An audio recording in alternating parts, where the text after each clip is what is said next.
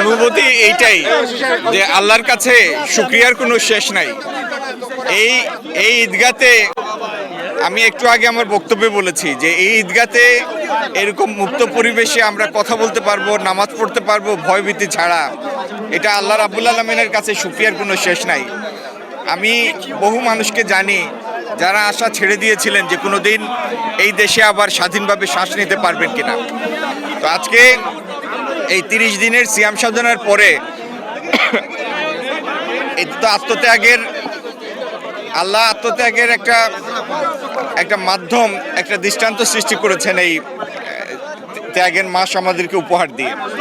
30 দিনের সিয়াম সাধনার পরে আজকের এই ঈদ সবার জন্য আনন্দে কাটুক, নিরাপদে কাটুক, আর আল্লাহ যেন আমাদের তৌফিক দেন মানুষ আমাদের উপর যে আকাশসম প্রত্যাশা স্থাপন করেছে, প্রত্যাশা পোষণ করে আমরা আমাদের সরকার প্রধান জনাব তারেক রহমান নেতৃত্বে মানুষের সেই আশা প্রত্যাশার সমর্থনের হক যেন আদায় করতে পারি, আল্লাহ যেন আমাদেরকে সেই তৌফিক দেন।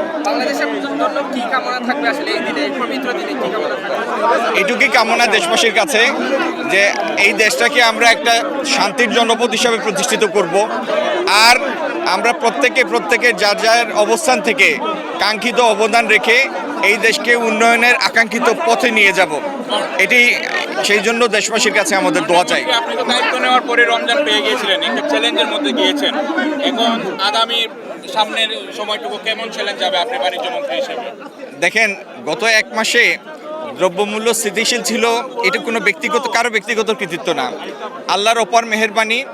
এবং আমরা সরকার হিসেবে আমরা চেষ্টা করেছি, আমাদের যারা ভোক্তা ছিলেন দেশের সাধারণ মানুষ তারাও শৃঙ্খলার পরিচয় দিয়েছেন, কোনো কারণে আতঙ্কিত হন নাই। এই যে শৃঙ্খলাবোধ, এই শৃঙ্খলাবোধ হচ্ছে স্থিতিশীলতার নিয়ামক একটি শর্ত, প্রাথমিক শর্ত। আর এই সরকারটি মানুষের ম্যান্ডেট প্রাপ্ত একটি সরকার। জনাব তারেক রহমানের নেতৃত্বে আমরা যে পরিস্থিতি আসুক, বৈশ্বিক যে চাপই আসুক, আমাদের প্রধান লক্ষ্য থাকবে এই দেশের মানুষ যেন তাদের ক্রয় ক্ষমতার মধ্যে দ্রব্যমূল্য থাকে, জীবনযাপন যেন সহনীয় থাকে, এটি হবে আমাদের প্রধানতম লক্ষ্য। এবং এই জন্য সরকারি যতগুলি টুল ইউজ করা লাগে তার প্রত্যেকটা ব্যবহার করতে আমরা কোনো কার্পণ্য করব না। অনেক ধন্যবাদ।